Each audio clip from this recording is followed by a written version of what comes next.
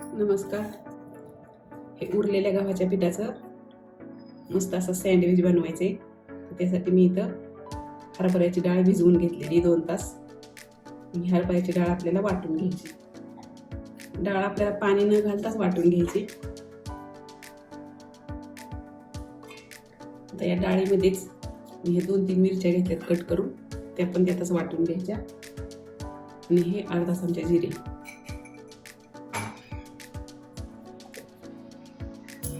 आता हे डाळीचं मिश्रण आपलं वाटून झालेले. यामध्ये आपल्याला एक बारीक चिरलेला कांदा टाकायचा, एक बारीक चिरलेलं गाजर टाकायचं, एक शिमला मिरची टाकायची बारीक कापून, आणि थोडीशी कोथिंबीर टाकायची. जिरे आणि मिरची आपण त्यात वाटलेली. आता यामध्ये आपल्याला थोडीशी धना पावडर टाकायची आणि चवीनुसार मीठ टाकायचं. हे सगळं मिश्रण आपल्याला मिक्स करून घ्यायचं. थोडी हळद टाकायची. आता याची आपल्याला चपात्याच्या उंड्या एवढा उंडा घ्यायचा आणि त्याची चपाती लाटून घ्यायची.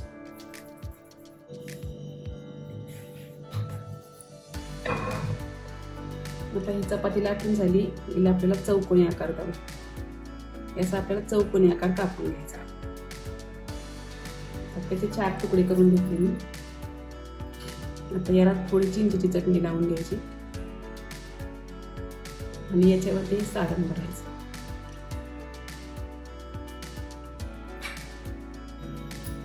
आता याच्यावरती सारण व्यवस्थित भरून झालेले.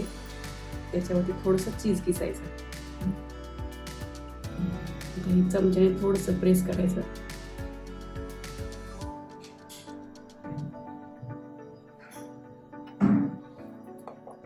याच्यावरती हे उरलेली चपाती लावून घ्यायची. थोडीशी असं दाबून घ्यायचं. आता हे सँडविच आपल्याला या ताटामध्ये वाफवून घ्यायचे. त्याला थोडंसं अगोदर तेल लावून घ्यायचं.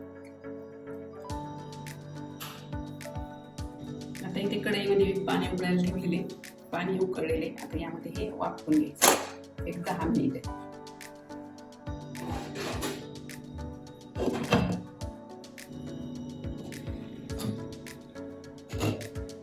झाले. आता आपले हे सँडविच वाफवलेले. आता हे आपण बाजूला काढून घेऊ. आता हे सँडविच आपल्याला एकदम थंड होऊ द्यायचे आणि मग कट करून शॅलो फ्राय करायचे. आता हे सँडविच थंड झालेत. आता हे आपल्याला शॅलो फ्राय करून घ्यायचे. पॅनमध्ये 2 चमचे तेल टाकले. आता हे सँडविच आपल्याला दोन्ही बाजूनी तांबूस रंगावरती छान भाजून घ्यायचे. दोन्ही बाजूनी असं आपल्याला तांबूस रंगावरती भाजून घ्यायचे. आपण कुरकुरीत होईपर्यंत मस्त इकडून भाजून घेतलेले. दोन्ही बाजूनी भाजले. आता हे काढून घ्यायचे.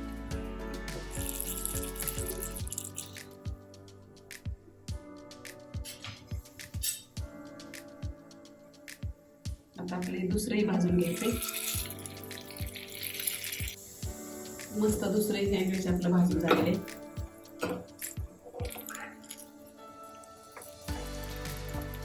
आता हे थंड झाले. आता हे दोन्ही सँडविच आपल्याला कट करून घ्यायचे. आता हे आपले सँडविच कट करून तयार आहे. आता याला आपल्याला कढईने थोडी चिंचेची चटणी लावून घ्यायची. तुमच्याकडे सॉस असेल तर सॉस लावू शकता. आणि ह्या बारीक शेव मध्ये हे असं कोट करून घ्यायचे. आता हे सगळे सँडविच आपल्याला असे तयार करून घ्यायचे. मस्त आपले हे गव्हाच्या पिठाचे सँडविच तयार आहेत. नक्की करून पहा.